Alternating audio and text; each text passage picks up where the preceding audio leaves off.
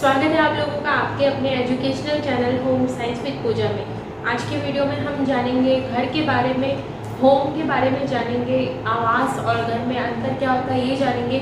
साथ ही हम जानेंगे मकान बनाने के लिए हमें किस तरह की चीज़ों को उपयोग में लेना चाहिए, किस तरह की भूमि होनी चाहिए, क्या क्या चीज़ें ध्यान में रखनी चाहिए। कल की वीडियो में हमने जाना था फ्लावर डेकोरेशन के बारे में, जिसमें हमने कई सारी इंपॉर्टेंट बातें देखी थी और होपफुली आप लोगों ने सब चीज़ें याद की होगी। तो चलिए स्टार्ट करते हैं आज की क्लास। आज हम बात करेंगे होम के बारे में, यानी घर के बारे में।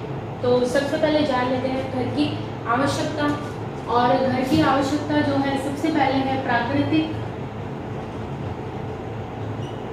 सुरक्षा और दूसरा है अप्राकृतिक। प्राकृतिक सुरक्षा का मतलब है, प्राकृतिक सुरक्षा में आपका क्या क्या चीज आ जाएगी, आपका आ जाएंगे जानवर, जंगली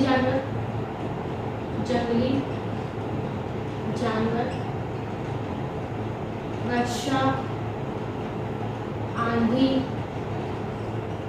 तूफान, ये सारी चीजें आ जाएंगी जो होपफुली हम सभी जानते हैं। इन चीज़ों के बारे में कॉमन चीज़ें हैं, शुरू से पढ़ते आ रहे हैं, हमें घर की ज़रूरत क्यों होती है, फिर भी एक नज़र आप जरूर डालें। और नेक्स्ट जो है अप्राकृतिक, उसमें हमें मिलती है सुरक्षा, भावनात्मक सहयोग, लगाव, मनोरंजन। तो ये सारी चीज़ें हमें मिल जाएंगी अप्राकृतिक के अंतर्गत। मतलब मेरा कहने का है कि प्राकृतिक सुरक्षा में हमें जंगली जानवर, वर्षा, तूफान, आंधी, इन सब से सुरक्षा मिलती है।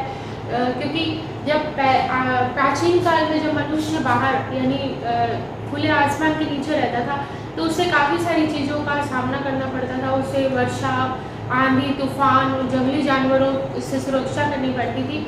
तो इन सब चीज़ों को देखते हुए ही आवास का विकास करना शुरू किया। और अब हम जानते हैं एक साथ में ये भी है हमारा जो एक स्थायी पता रहता है, स्थायी पता, हमारा स्थायी पता इसमें रहेगा। पहले प्राचीन काल में मनुष्य घुमक्कड़ था, उसे एक जगह से दूसरे जगह जाना पड़ता था खाने की खोज में। जैसे ही उस स्थान पर खाना खत्म हो जाता था वह दूसरे स्थान पर चला जाता था।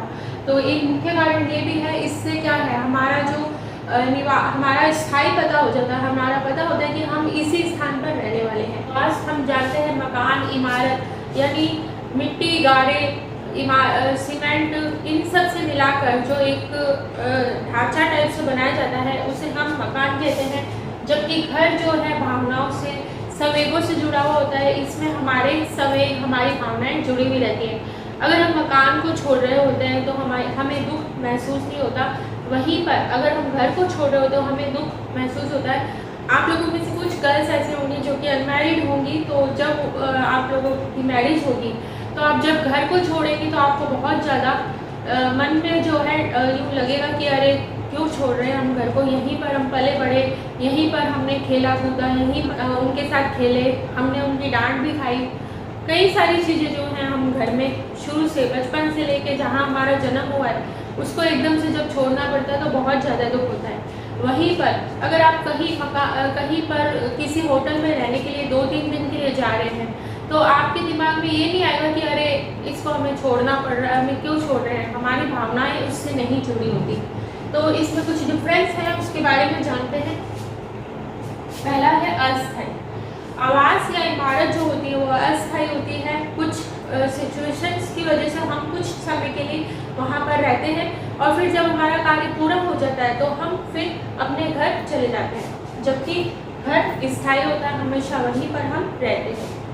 नेक्स्ट है भौतिक आवश्यकता। आवास या मकान जो होता है उसकी जो हम किस लिए लेते हैं, भौतिक आवश्यकताओं को पूरा करने के लिए। अगर मान लीजिए आपको कहीं पर जैसे आप टीचर बन जाएंगे या फर्स्ट ग्रेड टीचर बन जाएंगे तो उसके कारण आपको कई बार बाहर भी जाना पड़ता है किसी काम के लिए, तो आप वहाँ पर होटल लेंगे। जब आपका काम पूरा हो जाएगा तब आप उसे छोड़ देंगे। तो आपकी क्या थी, एक भौतिक आवश्यकता थी, आपने पूरा किया और उसे छोड़ दिया। जबकि घर जो है, हाँ, घर से हमारी संवेग जुड़े होते हैं, हमारी भावनाएं जुड़ी हुई होती हैं। इसे जब हम छोड़ते हैं तो हमारे को दुख महसूस होता है। नेक्स्ट है ईंट गारे से बना हुआ एक ढांचे टाइप से होता है, जबकि मकान जो है, मकान में रहकर ही हम घर का निर्माण करते हैं। जब हम घर, जैसे जिस दिन हम घर लेते हैं, मतलब मकान जब हम लेते हैं तो उस समय तो वो एक मकान, एक इमारत ही होता है, लेकिन जब हम लोग सारी फैमिली मेम्बर आके उसमें रहने लगते हैं तभी वो घर बनता है और उसी को हम कहते हैं घर। आवाज़ जो है निर्जीव वस्तु होती है, क्योंकि ये ईंट पत्थर गारे इन सब से मिलकर बनी होती है, जबकि घर जो है सजीव होता है, क्योंकि परिवार के जो सदस्य हैं उनके द्वारा उनको बनाकर, उनको मिलाकर बनाया हुआ होता है, उनकी भावनाएं इससे जुड़ी हुई होती हैं, सब चीज़ें इससे जुड़ी हुई होती हैं, वो सजीव होती है। तो आवाज़ जो है उसमें क्या है, प्रत्येक मकान घर हो ये जरूरी नहीं है। प्रत्येक जो मकान है, जो भी हम हॉस्टल ले रहे हैं, जैसे गर्ल्स जो हैं पीजी में रहती हैं, ये बॉयज़ हैं, पढ़ने वाले बच्चे पीजी में रहते हैं, या फिर हम कहीं बाहर जाते तो होटल ले रहे हैं, धर्मशाला ले रहे हैं, तो ज़रूरी नहीं है कि ये घर ही हो, ऐसा होता है। जबकि ये है कि प्रत्येक घर जो है उसके लिए मकान का होना ज़रूरी है। वहीं पर आवास के अंदर जो है प्रत्येक मकान घर हो ये ज़रूरी नहीं है, क्योंकि हम वहाँ पर कुछ समय के लिए ही रहते हैं, टेम्परेरी रहते हैं और फिर अपना कार्य पूर्ण कर वहाँ से चले जाते हैं। तो जहाँ हम स्थायी रूप से रह रहे हैं, जन्म से रह रहे हैं, वहाँ हमारी भावनाएं जुड़ी हुई, हमारे संबंध जुड़े हुए हैं, हमारे समय उससे जुड़े हुए हैं, वो ही घर कहलाता है। तो अब देख लेते हैं घर की आवश्यकता हमें क्यों होती है, किस कारण से हम घर में रहते हैं। घर का मतलब जहाँ पर हम परिवार के सभी सदस्य मिलकर रह रहे हैं उसे हम घर कहेंगे, और ईंट चूना पत्थर इनसे बना हुआ जो एक ढांचा होता है उसको हम मकान कहते हैं। तो पहला जो है मनोरंजन, हमें घर के अंदर मनोरंजन मिलता है, क्योंकि घर के सभी सदस्य आपस में मिलके खेलते कूदते हैं, बात करते हैं, ये सब चीज़ें हमारे मनोरंजन का साधन बन जाती है। नेक्स्ट संवेगात्मक लगाव, जैसा कि मैंने पहले ही आपको बताया कि संवेगात्मक हमारे संवेग जो है घर से जुड़ जाते हैं। हर कोना जो है घर का हमें लगता है कि हाँ हम यहाँ पर खेले थे, यहाँ पर हम मम्मी के साथ बैठते थे, मम्मी हमारे बालों में तेल लगाती थी, ये सब चीज़ें हमें याद आती है। जैसे आप काफ़ी समय बाद, जब आप काफ़ी समय आप कहीं पर गए हुए हो बाहर, मान लीजिए आप पढ़ने के लिए गए हुए हैं, लेकिन आप फिर घर अपने लौट कर आते तो आपको एकदम से सारी चीज़ें, सारी भावनाएं एकदम से घेर लेती हैं। ऐसा लगता है कि हाँ हमारा बचपन लौट आया, हम यहीं पर खेलते थे, यहीं पर। तो ये सारी संवेग ही तो है। हमारा जो संवेगात्मक लगाव किससे होता है, घर से होता है, ना कि मकान से। नेक्स्ट है सामाजिक गुणों का विकास। हमारे अंदर जो सामाजिक गुण आते हैं कि हमें झूठ नहीं बोलना चाहिए, हमें बड़ों का सम्मान करना चाहिए, हमें किससे कैसे व्यवहार करना चाहिए, माता पिता को प्रणाम करना चाहिए, ये सारी चीज़ें जो है घर से ही तो हम सीखते हैं। हम घर में ही ये जानते हैं कि हमें बाहर जाके किस तरह से व्यवहार करना है, घर में किस तरह से, मित्रों से किस तरह से व्यवहार करना है। तो ये सारी चीज़ें जो हैं हमें ये बताती हैं कि हाँ जो हमारे सामाजिक गुण हैं, सामाजिक भावनाएं हैं, उनका विकास हमारे अंदर घर के कारण ही होता है। नेक्स्ट है धर्म और संस्कृति की सुरक्षा। हम अपने घर में जब रहते हैं तो अपने धर्म, अपनी संस्कृति, अपने रीति रिवाजों को फॉलो करते हैं। जैसे दीपावली मनाते हैं, हम होली मना रहे हैं, करवा चौथ वगैरह का व्रत रख रहे हैं। तो ये सारी चीज़ें हैं क्या, ये रीति रिवाज है, ये हमारा धर्म है, हम इन चीज़ों को फॉलो करते हैं। और ये जो चीज़ हम इसको जब फॉलो करते हैं तो हमारे धर्म, हमारे संस्कृति की सुरक्षा होती है।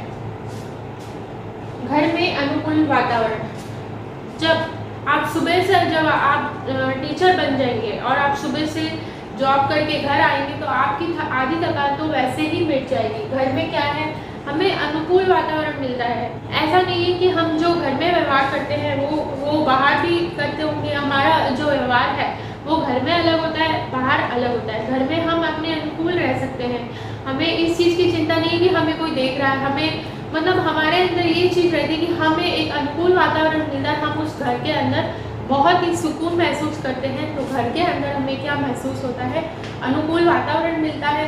जबकि मकान के अंदर या इमारत के अंदर हमें कोई अनुकूल वातावरण नहीं मिलता, हम वहाँ पर औपचारिकताएं हमें वहाँ पर दिखानी ही पड़ती है। जबकि घर के अंदर हम अनौपचारिक रूप से भी रहते हैं, जैसे चाय बैठते हैं, जैसे चाय खा रहे हैं। तो ये सब चीज़ें जो हैं घर हमें अनुकूलता देता है, हमें जो चाहिए हमें उस हिसाब से, हमें कोई अगर मान लीजिए हम दुखी हैं तो घर वाले हमारे साथ बैठेंगे, बात करेंगे, तो हमें अच्छा लगेगा, हमारा दुख थोड़ा सा हल्का होगा। तो ये सब चीज़ें हमें मिलेंगी। वहीं अगर आप मकान में रह रहे किसी होटल वगैरह में रह रहे हैं, तो ऐसा नहीं है कि आप दुखी हो बहुत ज़्यादा, तो आपके पास लोग आ रहे हैं और पूछ रहे हैं हाँ बताइए क्या हो गया। घर में इस तरह से हमें अनुकूल वातावरण मिलता है। बात कर लेते हैं कुछ वैज्ञानिक, बहुत इंपॉर्टेंट है ये, और आप इन्हें नोट डाउन जरूर कर लें, कई बार एग्जाम में पूछा जाता है। आपको ये भी बता दूँ, जो परिभाषाएं हैं वो ही आएंगी जो छोटी होती है, छोटी परिभाषाएं ही एग्जाम में पूछी जाती है, बड़ी परिभाषाएं आपसे नहीं पूछी जाती। तो आप इस चीज़ का ध्यान रखें। जैसे कि कर्बूजिए सर जो है, इन्होंने मकान को क्या कहा है, यंत्र कहा है। कर्बूजिए सर ने क्या कहा है, मकान को यंत्र कहा है। वहीं पर ममफोर्ड जो है, उन्होंने घर को तकनीकी का उत्कर्ष और वातावरण को अमानवीय माना है। इन्होंने घर को तकनीकी का उत्कर्ष मतलब इन्होंने माना है कि हमारा जो विकास हो रहा है वो घर में ही हो रहा है, और साथ ही इन्होंने जो वातावरण है इसे अमानवीय माना है। तो अब बात कर लेते हैं, अगर आप भवन कहीं पर यानी मकान कहीं पर बनवा रहे हैं तो क्या क्या चीज़ें हमें ध्यान में रखनी चाहिए। ऐसा नहीं कि होम साइंस जो पढ़ रहे हैं उन्हीं के लिए ज़रूरी है। आप लोग जो अपने आगे आप अपना घर शुरू करेंगे, मैंने जैसा कि आपको बताया था मैरिज के बाद ही हमारा घर बनता है, उससे पहले हम अपने मम्मी पापा के घर के पार्ट होते हैं। तो जब आप अपना परिवार शुरू करेंगे, जब आप अपना घर बनाएंगे, परिवार बनाएंगे, उस समय भी आपको इन बातों का ध्यान जरूरी है कि आपको इन चीज़ों का ध्यान हो। तो चलिए जानते हैं भवन निर्माण में हमें किन किन चीज़ों का ध्यान रखना चाहिए। सबसे पहले स्थान का चयन, हमें ऐसा स्थान चयनित करना चाहिए जो ऊंचाई पर हो। स्थान का चयन करते समय हमें क्या चीज़ ध्यान रखनी चाहिए, हमें ध्यान रखना चाहिए कि हमारा जो मकान है वो ऊंचाई पर होना चाहिए। हमारा मकान ऊंचाई पर हो। ऊंचाई पर होने से क्या फायदा होगा, एक तो जैसे बारिश वगैरह आ गई, वर्षा आ गई, तो आपके मकान में पानी नहीं जाएगा। पानी जाने से सीलन होती है, और सीलन से छोटे छोटे मच्छर है, जीवाणु है, ये सब होते हैं। साथ ही हमारी जो नींव है मकान की उसको भी क्षति पहुंचती है। तो सबसे पहले तो हमें मकान ऊंचाई पर लेना चाहिए। इससे फायदे क्या होंगे, इससे एक तो सीलन का डर नहीं रहेगा, सीलन का डर नहीं। दूसरा, आपके घर के अंदर सूर्य का प्रकाश जो है पर्याप्त रूप से आएगा। सूर्य का प्रकाश पर्याप्त रूप से आएगा। तो सूर्य का प्रकाश जो है पर्याप्त रूप से आएगा, और हमारा घर जब ऊंचाई पर होगा, मच्छर मक्खी है ये सब चीज़ें नहीं होगी, सीलन नहीं होगी, इससे नींव को नुकसान नहीं पहुंचेगा। हमें जब स्थान का चयन कर रहे हैं, स्थान यानी जहाँ पर आप घर बनाने वाले हैं, वहाँ पर जब आप स्थान का चयन कर रहे हैं, मैं ऊपर लिख देती हूँ आप लोगों के लिए। स्थान का चयन कर रहे हैं, पहले तो आपने देखा कि आपका मकान ऊंचाई पर होना चाहिए। दूसरा है आपका मकान जो है, जब आप चयन कर रहे हैं कहाँ पे बनवाना है, तो उसके लिए नेक्स्ट चीज़ हमें क्या ध्यान रखनी चाहिए, हमें ध्यान रखना चाहिए कि जहाँ हम मकान बना रहे हैं वहाँ पर ऊंची ऊंची इमारतें ना हो। ऊंची इमारतें, ऊंचे पेड़ पौधे, ये सारी चीज़ें यहाँ नहीं होनी चाहिए।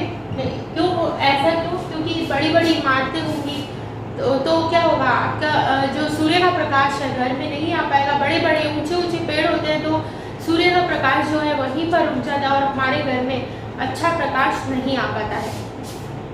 नेक्स्ट जो है, स्थान का चयन करते समय हमें और क्या चीज़ ध्यान रखनी चाहिए, हमें ध्यान रखना चाहिए कि वो जगह जो है बरसात के बहाव के रास्ते या मध्य में ना हो। अगर ये आपका जहाँ आप रह रहे हैं वो बारिश वहाँ पर सबसे ज़्यादा रास्ता वहीं पर पड़ता है, वो जगह बीच में आ रही है, तो क्या होगा, पानी जहाँ पर पानी जमा हो जाएगा, और क्या होगा वहाँ पर सीलन आएगी, नींव आपकी धंस भी सकती है, और सीलन से जो मच्छर मक्खी है ये सारी चीज़ें आएंगी। तो हमें इन चीज़ों का भी ध्यान रखना चाहिए। जो है वो है, हम जहाँ भी मकान ले रहे हैं वहाँ पर बड़े बड़े नाले ना हो, बड़े बड़े नाले, खड्डे, नालियाँ, ये सारी चीज़ें ना हो। अगर ये चीज़ें होंगी तो मच्छर मक्खी ये सब चीज़ें आएंगी, और इससे क्या होगा, आपके घर में बीमारियों का मतलब मच्छर से मलेरिया, डेंगू, ये सारी चीज़ें, तो तो इन चीज़ों का आपको ध्यान रखना चाहिए। ऐसी जगह घर लेना चाहिए जहाँ पर ये सारी चीज़ें हों, और साथ ही ऐसी जगह हमें घर लेना चाहिए जहाँ पर पानी, बिजली और मल मूत्र निकासी की उचित व्यवस्था हो। मल मूत्र निकासी की उचित व्यवस्था जैसे कि आजकल सीवर लाइन वगैरह भी लग गई, तो वो जगह बेस्ट रहती है। इससे क्या, नालियाँ वालियाँ सारी कवर्ड होती है और जो मच्छर मक्खी ये चीज़ें हैं इनका होना कम हो जाता है और हम खुशहाल रह पाते हैं। अब नेक्स्ट जो पॉइंट है वो है भूमि का चयन, और भूमि का चयन करते समय हमें क्या बातें ध्यान रखनी चाहिए इस बारे में जान लेते हैं। भूमि यानी भूमि के अंदर मिट्टी होती है, तो हमें एक बार पहले आप ये जान लीजिए कि अच्छी मिट्टी कौन सी है। मिट्टी जो है अच्छी वाली और खराब। अच्छी मिट्टी कौन सी होती है? अच्छी मिट्टी होती है आपकी रेतीली, कंकड़ीली और चूने वाली। वहीं पर आपकी खराब मिट्टी कौन सी है? इसमें दो है आपकी, आप ये चीज ध्यान रखें, ये दो होंगी और ये तीन। मिट्टी में आ जाएगा चिकनी मिट्टी और बनाई गई मिट्टी। अभी हम जानेंगे एक करके ये है क्या। ये तीन सारी जो 5 तरह की मिट्टियाँ मैंने आपको बताई है कौन कौन सी। अच्छी मिट्टी हमारी 3 तरह की है, कौन कौन सी है? रेतीली है और कंकड़ीली है और कौन सी है? चूने वाली। और खराब मिट्टी जो है वो है चिकनी मिट्टी और बनाई गई मिट्टी। तो चलिए इनके बारे में जानते हैं एक एक करके कि होती क्या है। तो हम जानेंगे सबसे पहले अच्छी मिट्टी के बारे में। और अच्छी मिट्टी हमारी कितनी तरह की थी? 3 तरह की। पहली है रेतीली मिट्टी। रेतीली मिट्टी जो है, रेतीली मिट्टी किस तरह से अच्छी होती है? रेतीली मिट्टी जो होती है इसमें सौंपने का गुण होता है। सौंपने का गुण होता है। मतलब ये जो है, जब बारिश का पानी आ रहा होता है या और कोई रीजन से जब पानी आ रहा होता है, तो वो पानी जो है ये मिट्टी सौंप लेती है। और ये जो पानी होता है, जैसे मान लीजिए आपका घर बना हुआ है यहाँ पे और ये मिट्टी है आपकी रेतीली मिट्टी। जब पानी आएगा यहाँ पे तो ये पानी जो है ये मिट्टी सौंप लेगी यहाँ पे, और ये पानी जो है जमीन की परतों के अंदर चला जाएगा। इससे आपके जो आपका घर है उसके अंदर सीलन नहीं आएगी, नमी नहीं आएगी, और ये जो है अच्छी रहेगी। ना ही आपका नींव जो है ढहेगी, ना ही आपके घर में मक्खी मच्छर होंगे। और इसको बनवाने के लिए हमें एक चीज का ध्यान रखना चाहिए। जब हम रेतीली मिट्टी में जब हम अपना घर बना रहे होते हैं, तो हमें जो नींव है, नींव थोड़ी गहराई में रखनी चाहिए। नींव को गहराई में, मतलब नींव की जो है गहराई हमें ज़्यादा रखनी चाहिए इसके अंतर्गत, ताकि जो है आपका जो पानी है नीचे ही चला जाए और आपके मकान को क्षति ना पहुँचे। हम बात कर लेते हैं अच्छी मिट्टी जो है उसमें कौन सी थी नेक्स्ट मिट्टी? कंकड़ीली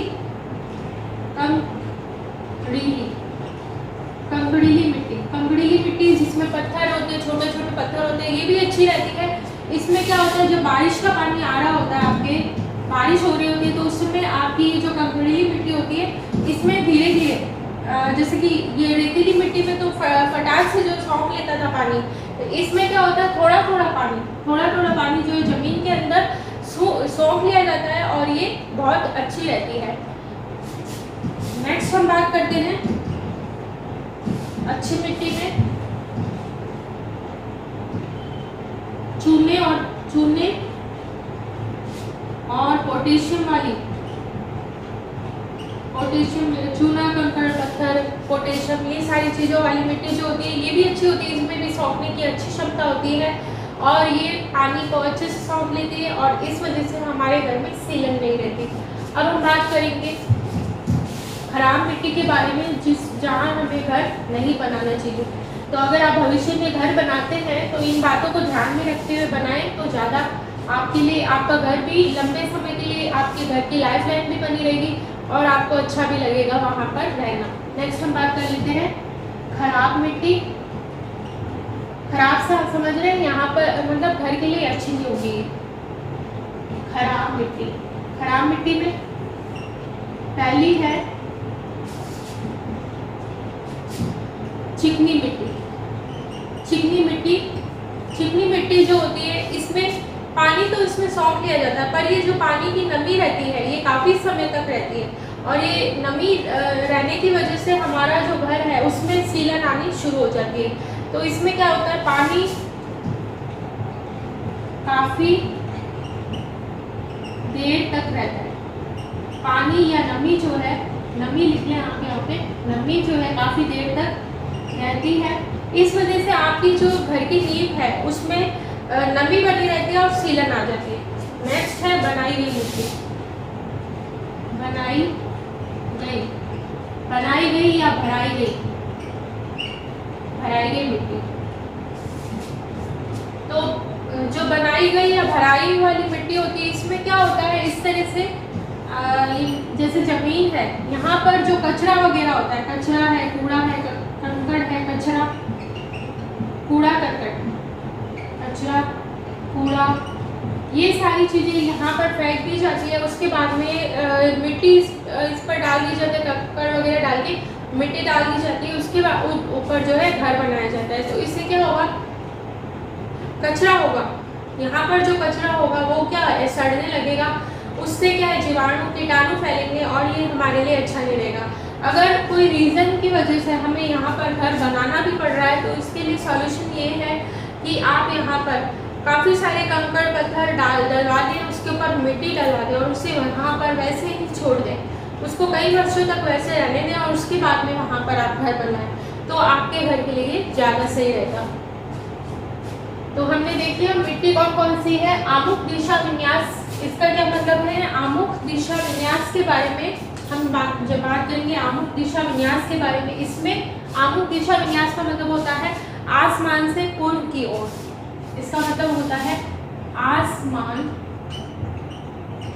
से पूर्व की ओर।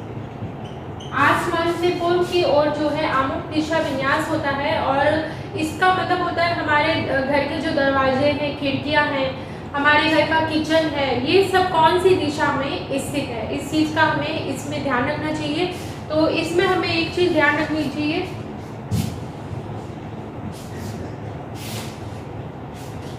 गर्म प्रदेश जो होते हैं, गर्म प्रदेश जैसे कि राजस्थान, उत्तर प्रदेश वगैरह होते हैं, उसमें हमें जो इसका दिशा विन्यास होना चाहिए वो कहाँ पर होना चाहिए, उत्तर में, उत्तर में होना चाहिए। वहीं पर ठंडे देशों में, ठंडे देश हैं या प्रदेश हैं, वहाँ पर जो घर दिशा विन्यास होना चाहिए वो होना चाहिए दक्षिण दिशा में, दक्षिण दिशा में। गर्म प्रदेशों में जब उत्तर की और हमारा दिशा विन्यास रहेगा तो जो धूप है वो कम समय के लिए हमारे घर में रहेगी और हमारा घर ठंडा बना रहेगा। वहीं पर ठंडे प्रदेशों में जहाँ हमें गर्मी की, गर्माहट की ज़रूरत होती है, तो वहाँ पर जो धूप है काफ़ी लंबे समय तक बनी रहेगी और हमारा घर गर्म रहेगा। अब बात कर लेते हैं मकान की बनावट के बारे में। अगर आपने उपरोक्त सारी चीज़ें ध्यान रखी, जैसे कि स्थान का चयन, भूमि का चयन, आमुख दिशा विन्यास, ये सारी चीज़ें आपने ध्यान रखी, लेकिन मकान का बनावट जो है वो ही आपने अच्छा नहीं बनाया। आपको जहाँ मतलब आपने आवश्यकताओं के अनुसार आपने वो बनावट नहीं बनाई, नक्शा उस हिसाब से नहीं बनवाया, तो आपको वहाँ पर रहना अच्छा नहीं लगेगा और आपकी जो ये उपरोक्त जो आपने इतनी सारी मेहनत की वो सारी ही वेस्ट हो जाएगी। तो हमें मकान की बनावट का भी ध्यान रखना चाहिए ताकि हमारा जो घर है सुंदर दिखे और सभी हमारे घर की तारीफ करें। तो हमें अपने मकान की बनावट पर भी ध्यान देना चाहिए। बनावट का मतलब मकान का जो स्ट्रक्चर है किस तरह का है, कहाँ पर आपने किचन रखनी है, कहाँ पर आपको बेडरूम रखना है, ड्राइंग रूम रखना है, ये सब चीज़ें आपको ध्यान रखनी चाहिए। नेक्स्ट है समुचित संवातन। समुचित संवातन का मतलब है वेंटिलेशन। आपके घर के अंदर अगर खिड़कियां दरवाजे बहुत कम है या ना कि मतलब बहुत ही कम है, तो इससे क्या होगा, आपके घर में वेंटिलेशन नहीं रहेगा, आपके घर में हमेशा अशुद्ध वायु ही रहेगी, इसमें अशुद्ध वायु रहेगी और इस वजह से आपके घर में गर्माहट बनी रहेगी। तो आपको अपने घर में वेंटिलेशन भी का भी ध्यान रखना चाहिए उचित रूप से आपको सही तरह से खिड़कियाँ दरवाजे ये बनवाने चाहिए। किचन में भी एक खिड़की जरूर होनी चाहिए ताकि किचन में जो हम लंबे समय तक काम करते रहते हैं तो वो गर्म हवा आसानी से निकल सके। साथ ही आपको किचन में वेंटिलेशन के लिए एग्जॉस्ट फैन वगैरह भी लगवा सकते हैं आप। और वेंटिलेशन जो है इसका एक पूरा ही चैप्टर है और इसके बारे में मैं आपको बाद में बताऊंगी। तो अभी आप सिर्फ इतना जान लीजिए कि आपके घर में उचित रूप से दरवाजे और खिड़कियां होनी चाहिए ताकि जो अशुद्ध वायु है घर से निकल जाए और शुद्ध वायु आपके घर में प्रवेश करे और आपका घर हमेशा ठंडा रहे और आपको अच्छा भी लगेगा। नेक्स्ट जो हमें ध्यान रखना चाहिए वो है पानी और बिजली की उचित व्यवस्था होनी चाहिए आपके घर में ताकि आपको कोई परेशानी ना हो। और लास्ट हम बात कर लेते हैं सैनिटेशन फैसिलिटी। आपके घर में मल मूत्र निकासी की उचित व्यवस्था होनी चाहिए ताकि कीटाणु जीवाणु वगैरह पैदा ना हो और आपके घर में स्वच्छता बने। तो इसके साथ ही आज का हमारा समय यहीं पर समाप्त होता है और उम्मीद है आप लोगों को ये क्लास अच्छी लगी होगी, इंटरेस्टिंग लगी होगी और आप इस क्लास को अच्छे से रिवाइज करेंगे। कल की क्लास में हम बात करेंगे वेंटिलेशन के बारे में। जैसा कि मैंने आपको कहा कि हम आगे बाद में मैं आपको ये इसका पूरा चैप्टर ही है वेंटिलेशन का, तो इसके बारे में हम बात करेंगे कि वेंटिलेशन हमें किस तरह से करना चाहिए, कौन कौन से टाइप होते हैं वेंटिलेशन के, किस तरह से हमें वेंटिलेशन करना चाहिए, कितने टाइप्स होते हैं वेंटिलेशन के, इसके बारे में हम जानेंगे कल की क्लास में। आज की क्लास में इतना ही। Thank you so much.